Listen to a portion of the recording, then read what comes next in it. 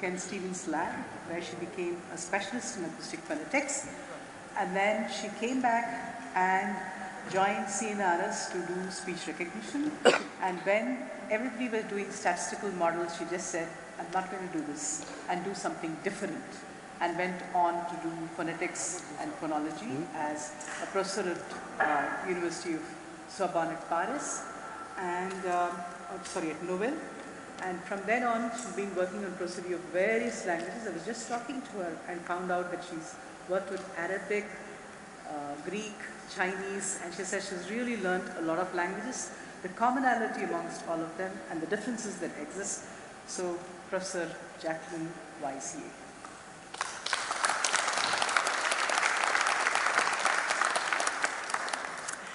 So, first of all, thanks a lot to the organizer to invite me to this Congress. And it's a really great pleasure, a great honor for me to be invited to give a plenary talk today on prosodic universals.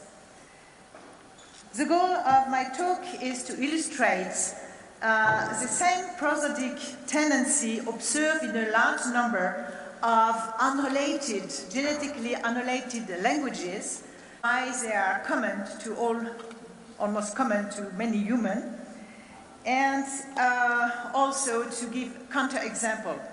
It's reasonable to assume that all languages in the world and other mean, like prosodic mean, and the share, and also, as you said, it was excellent, you know, as a mean also to express the same function. And all the share of this function is really language dependent.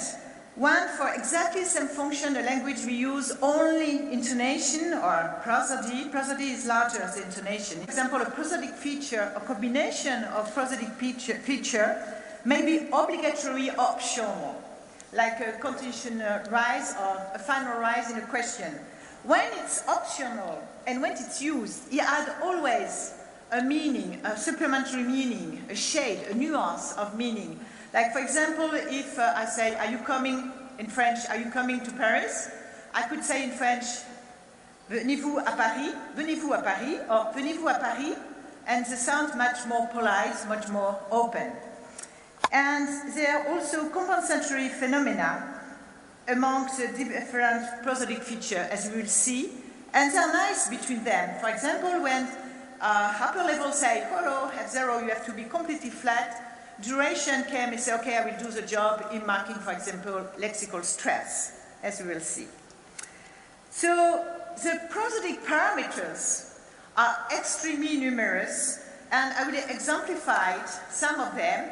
They are too numerous, and I don't have enough time to exemplify each of them, but in the literature, you will find, when you look at, and Google may help you, when you find that often the same deviation from expectation, for example, for one concerned phonation type, have the same meaning in different languages.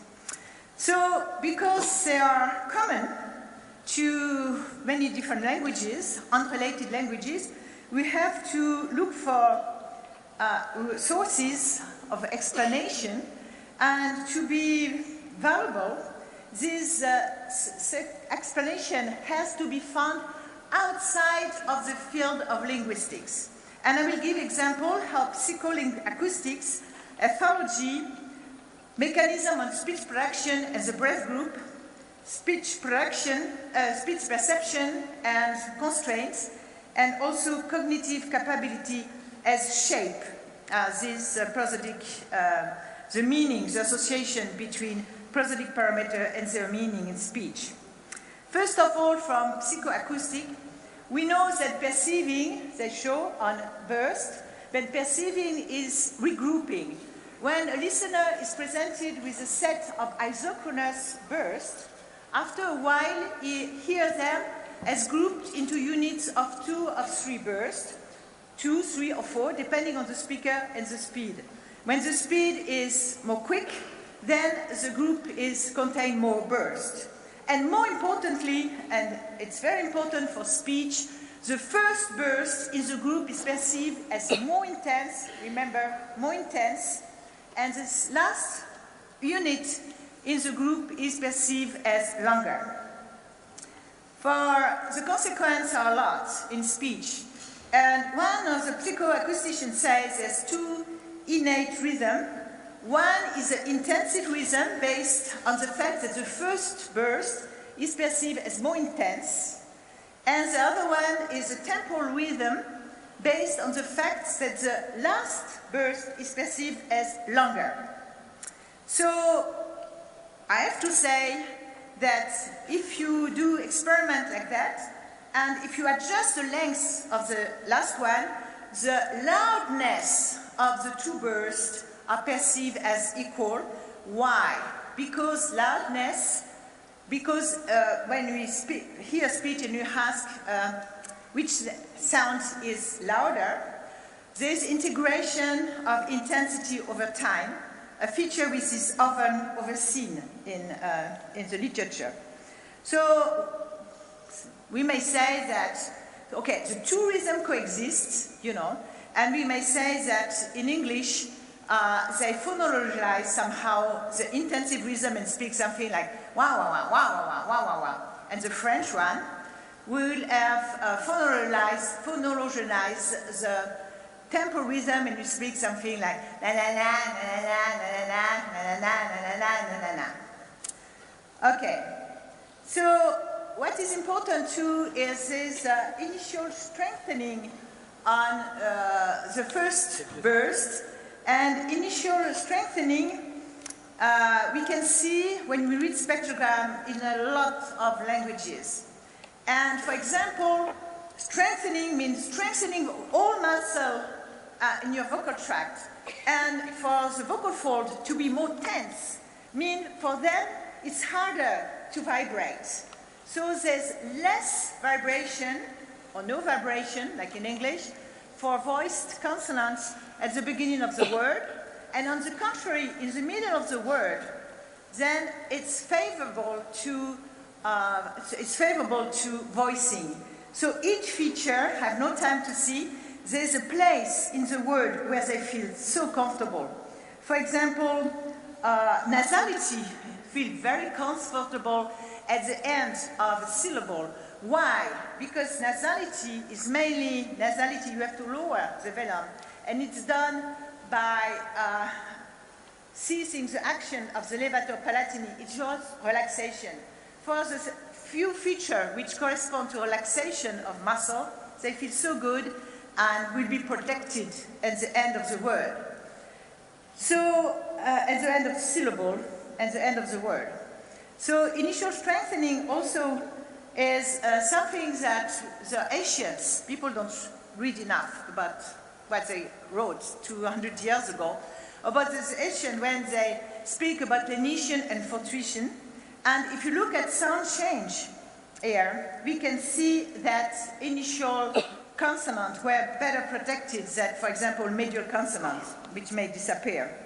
And what is very interesting, I wrote a paper on it, is that what the phonological rule that we can see through the sound change are exactly the same as you are seeing on synchronic variation. Exactly the same phonological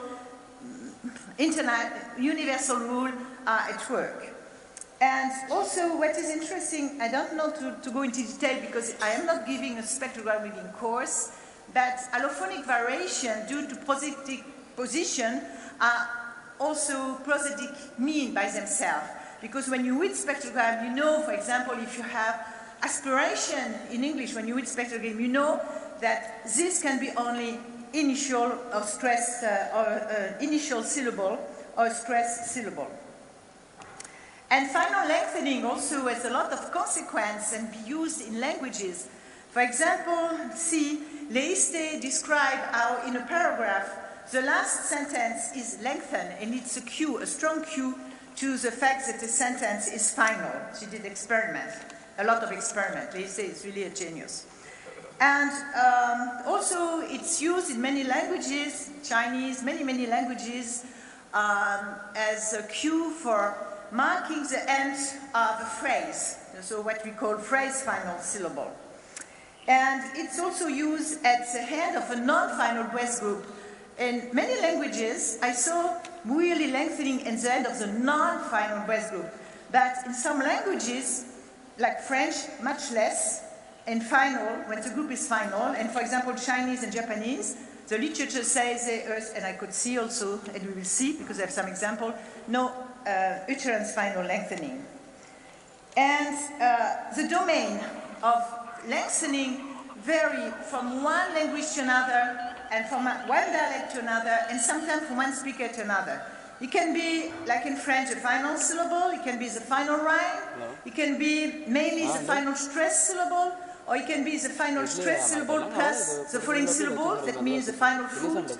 It can be, different things. And for example, in French, it was shown that there's many interesting papers that, for example, in standard French will be the final syllable, but in Belgian they tend to elongate the penultimate, and in Roman Swiss, I have contact with Belgian, but not with French spoken in Roman Swiss, they say both are lengthened. And also a consequence of that is infant babbling. And as you know, as everybody knows, infants babble are influenced by the dominant pattern, the dominant pattern. There may be one or two patterns for languages, for each languages, which characterize its rhythm. Rhythm is not a question of duration of vowel and consonant, it's just part of it. But rhythm is repetition in time of the same pattern. And a pattern in a language is done by a combination of reduction parameters, of intensity, etc. For example, if I speak with a French rhythm, na na na na na na na na na na na na na na na na, things like that for language. So, for example, here, French infants, when they babble, in reduplicative babbling, there's mostly rising intonation and final lengthening. The English children, when they are 6, infants, babies, when they are 6, they have mainly falling contour and not yet final lengthening that they will acquire later. And Japanese, there's falling contour like English and no final lengthening yet. So very interestingly, prosodic parameters start very early, but even earlier because the human fetus tried to train prosody before birth, and when he's born, he's able to differentiate language depending on their prosody. But for example, they cannot differentiate between Dutch and American English because Dutch and American English has the same, let's say, prosodic rhythm, prosodic parameters. So newborn cry melody, I was surprised, but in the few days, are shaped by their native language.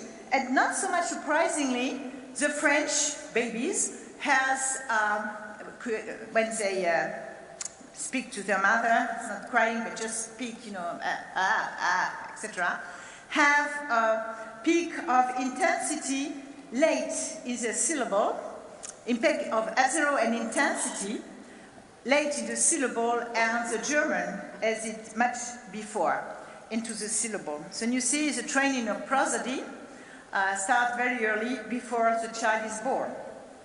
So this is very important, is articulate setting. I have no time to speak about articulate setting, but it's extremely important because it's a lot of consequence. In French, for example, the vowel in a syllable don't like, she hates the consonant. You say, go away, make linking. I want to finish, the French habits. I want to finish all vowel by opening my mouth. I will say madame, madame. In English, for example, it's exactly the contrary.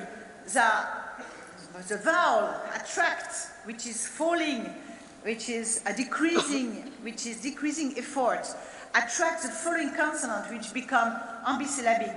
And when speaking French, the English will say madame and close their mouth.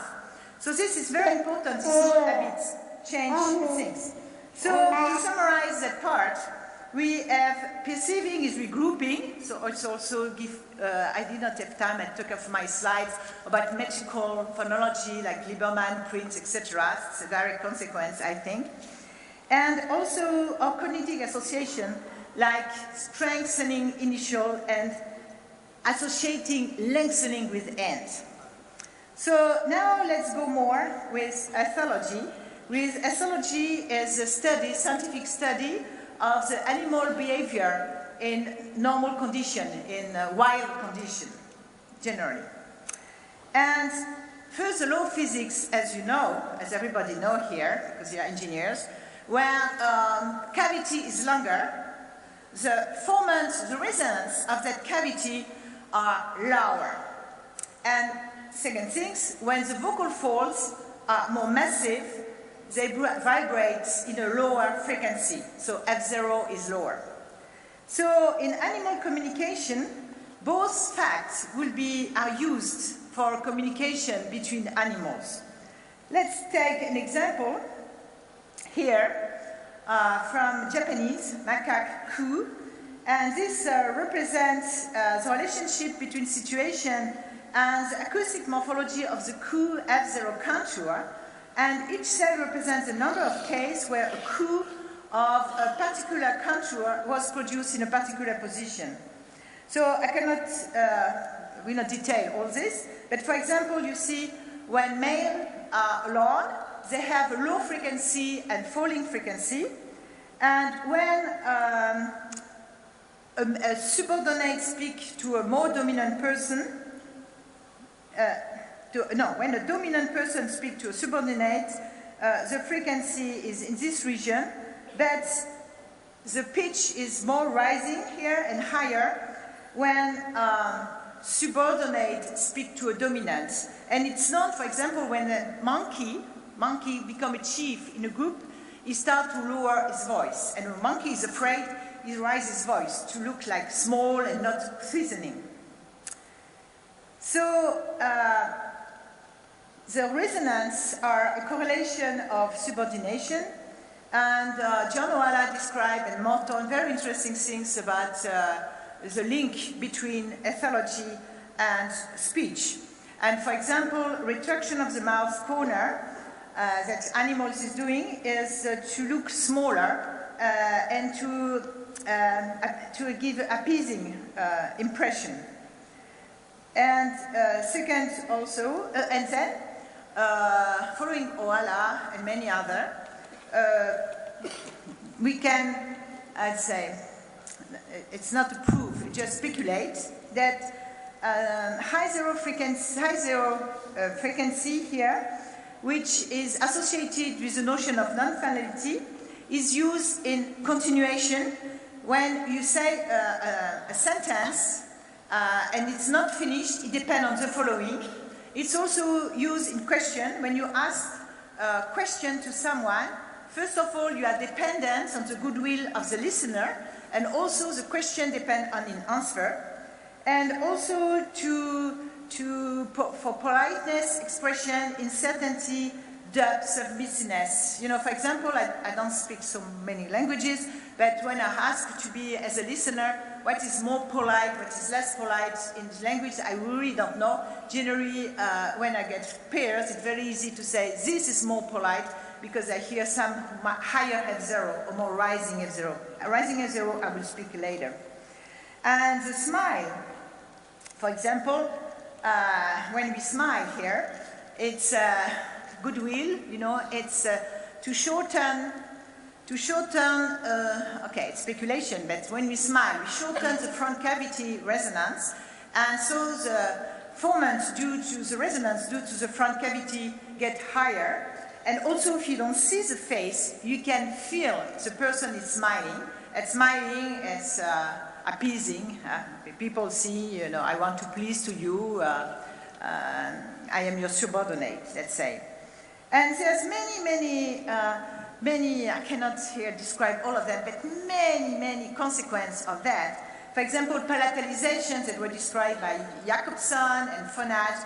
When, in many languages, when you palatalize, you make the front cavity shorter, and it gives the impression of shyness, and it's often used, front high vowel often used for feminine and smallness, like such as in African languages, high value often associated with feminine and also smallness. A big exception is English. We use the word small for petit, for small. It should be something like smil instead of small, but it's like that.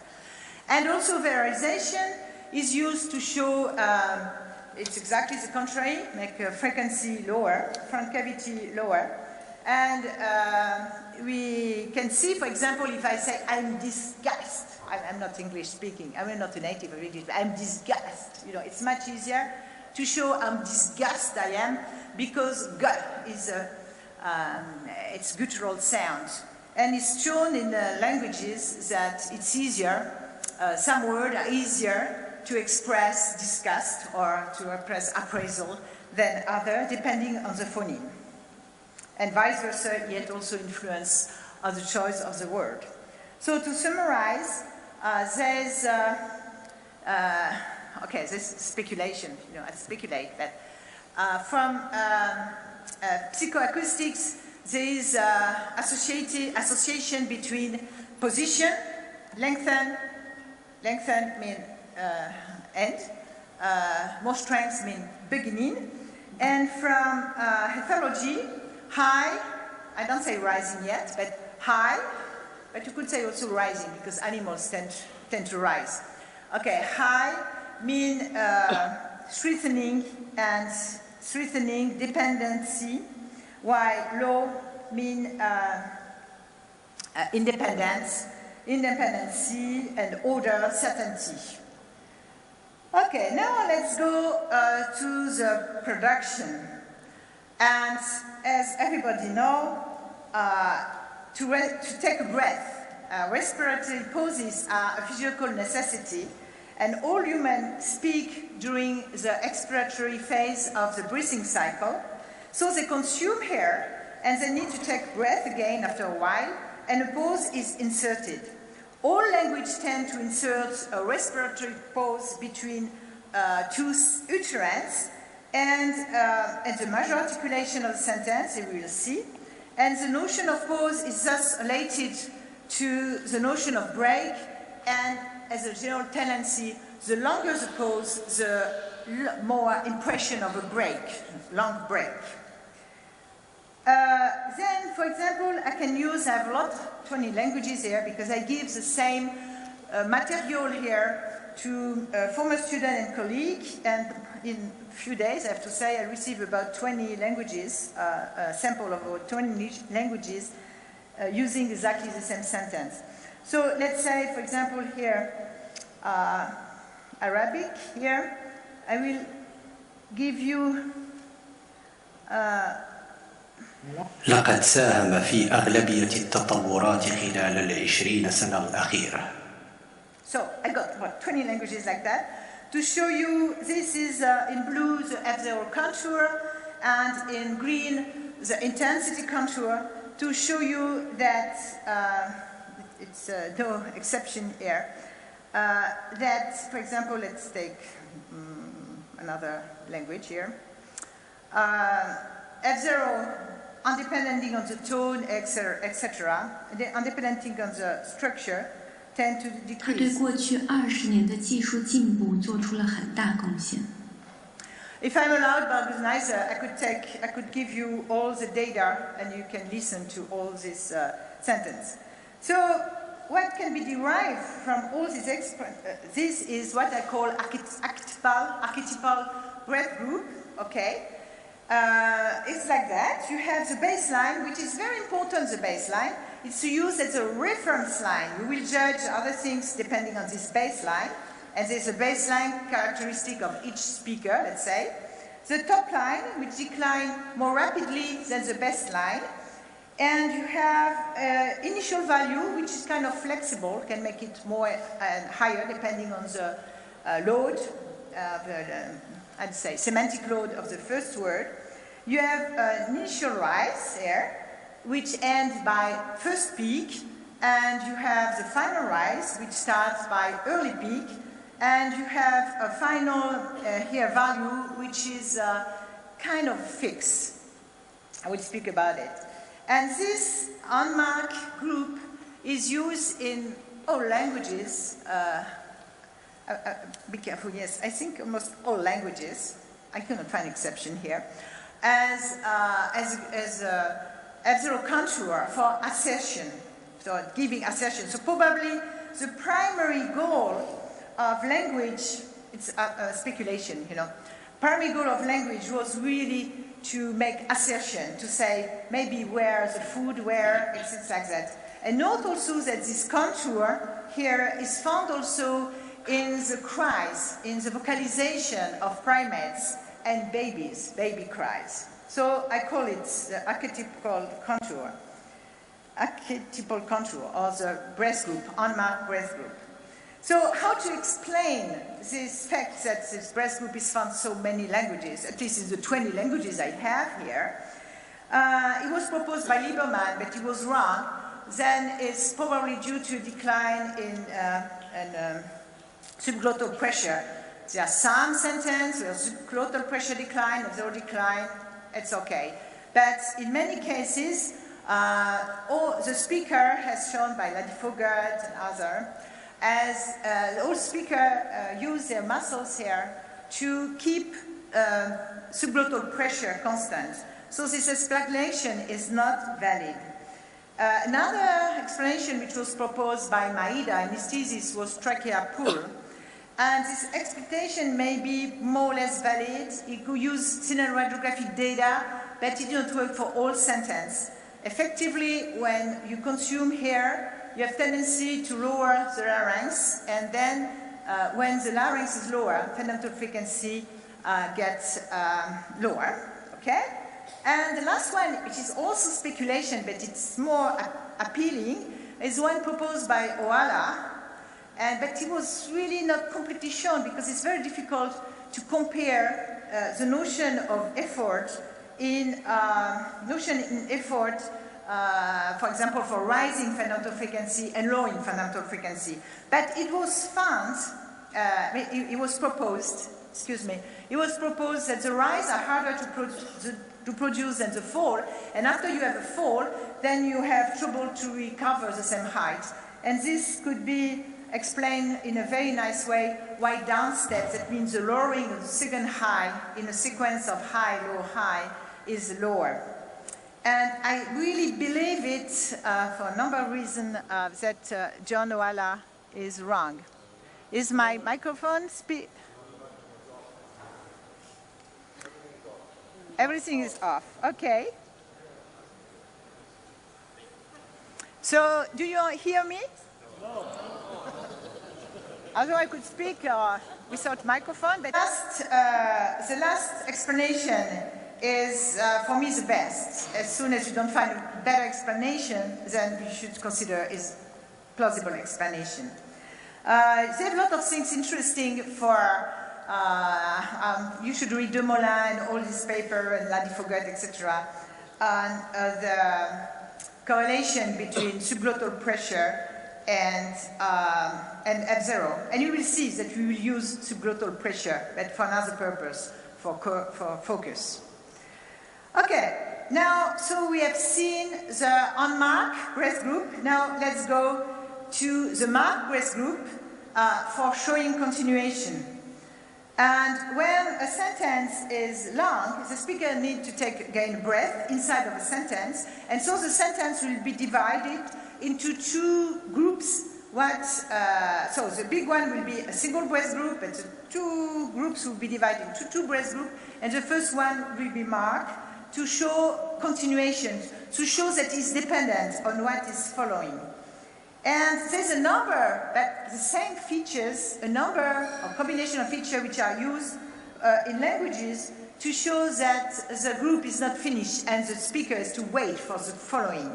For example, the slope of the declination line may be attenuated, or there may be a final rise, etc., etc. So the final fall may be replaced by a final rise. And here I have some data comparing finality versus continuation in a number of languages. And for example, there's one speaker, it's Laurie Ramel here, who showed absolutely no cue at the end of the first part of the group. Another American speaker who put no initial rise, no final rise, but just had more intensity. And more intensity at the end of the non-marked breath group is really kind of a rule among these languages. I have also example of Japanese and from other languages, Cantonese, etc., where there is no cue almost to continuation, almost no cue, a little more intensity. And there is other language which is show more intensity, and for example language like Russian, I think I have no time to really give all examples, but I give them on the website, where Russian doesn't have a final rise, but again the last peak is higher. So always when you have continuation, something is higher, or suppression of the declination line. And there's a language where really it's very visible, like Hindi, you know, have example from Hindi, like Arabic, like French, and which is mainly the rise is on the final syllable, but you have language also, I give an example of German, but there are other languages, whereas at least in these examples, you know, the rise is on the final stressed syllable, then it stays high, and then again there's a final rise, like a double rise on the final syllable. So they use differently, that's the French way, where we have here a fall and a rise. We go back to the baseline, and we have a rise on the final syllable. I could show you that non-linearity is a rule in French. For example, here you have this low value which show discontinuation, and this show continuation. So it's not order, it's not linear. I cannot represent French by linear, high and low. Okay, I have a lot of examples. It's actually simple to do. For example, Danish, the data was given to me by Nina Thorsen, which was part of the speaker here. And for example, Danish, they don't do much things, but they use pauses. And in Japanese, to show the boundary, they use resetting and respecting, like in Fujisaki's model. And in Arabic and German and French, we have a strong as a rise. Like in French, I say 2 plus 2, moins 2 moins 2. 2 plus 2, moins 2 moins 2. And you have lengthening in Chinese, in Vietnamese, and I show lengthening also in Portuguese, etc. So now to ask the question, what people do is often the suppression of the declination line and add a final fall, or for language which cannot add a final fall, like in tone language, you cannot transform the final tone in a rise, for sure. You are constrained by the choice you did before at a lower level. Then you have change of register, etc. So the demo here, I have only 10 minutes more, so that's, okay. I have a language where you have only final rise, but use the same register. Demo on a language which use just like German, double final rise, and language like Chinese or Danish, which use higher register, and Russian, which use higher final peak. Okay, which language? Maybe Chinese here. I will show you. So to show the difference here, okay, that's one. What I did is I took the last part of the sentence when it's not, when it's marked by continuation on the right and on the left here. So this is subtle. 岁月，岁月，继续，继续，贡献，贡献。 Okay, no, this is an example for question. So you see here, this 岁 answer. 月，岁月，继续，继续，贡献，贡献。 So you have a higher F0 as the register is raised, but the tone are preserved. Okay, so this was example for question and answer. So question and answer has many common acoustic parameters, but often question play more on the declination line, and register. Okay, now what is important, I cannot go into detail, and also this can be also very subtle. Yeah, it was shown by, for German, by Klaus Kohler, but I think it's really work for French. When you say er hat gelogen, the German, he lied, or er hat gelogen, or in French, il a menti, or he lied. That earlier peak mean it's a fact, and later peak it's new fact. So it's very important that the same feature are recursively used in languages at different level, and here it's used in a very low level to add a shade of meaning, new information and old information. Now, not all languages speak the same, and it was interesting, and thanks to one of my colleagues, Anne-Marie Alain, I got languages which doesn't follow the rule.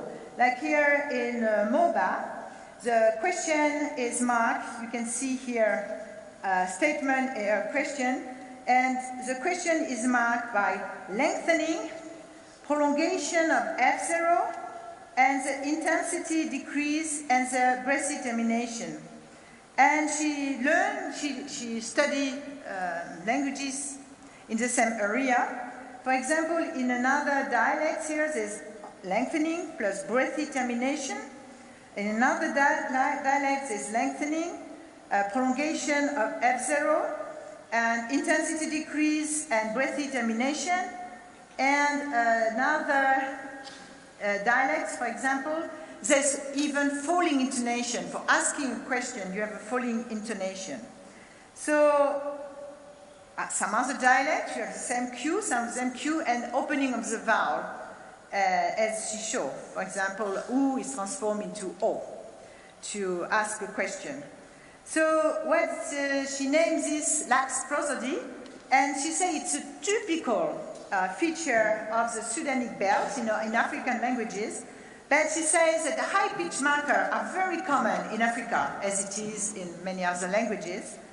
And she says in her articles, and also personally, because she's my colleague next door, she doesn't know if this happens in other languages. And it's very interesting to know if there are other ways of asking a question, of marking continuation. Now, I will not go too far on the focus, but it's very interesting because you see, I'm a superpositionist, I believe only in superposition for describing intonation, but I'm not in the mainstream, but no problem. Up here you have what I call the normal breath group, when you go high and down, and we'll see the choice of languaging, where they go high and go down. And probably this is due to the subglottal pressure. When you make a focus, it's marked by increasing subglottal pressure. So this means the first, if it's three phrases, the first, and depending on the language, can be Japanese or French or English, or many other languages. This means the first group is focus. Here, the second phrase is focus, and then the last phrase is focus. And after focus, you have this kind of flattening F0. And before focus, often, but not always, you have also smaller flattening F0. But what is interesting in French, use focus in a more negative way, mean instead of saying John has gone to Paris, John has gone to Paris, John has gone to Paris, French will say Jean est venu à Paris. Jean est venu à Paris. Jean est venu à Paris. So just to take the same F0 contour, but just to decrease what is not focused. So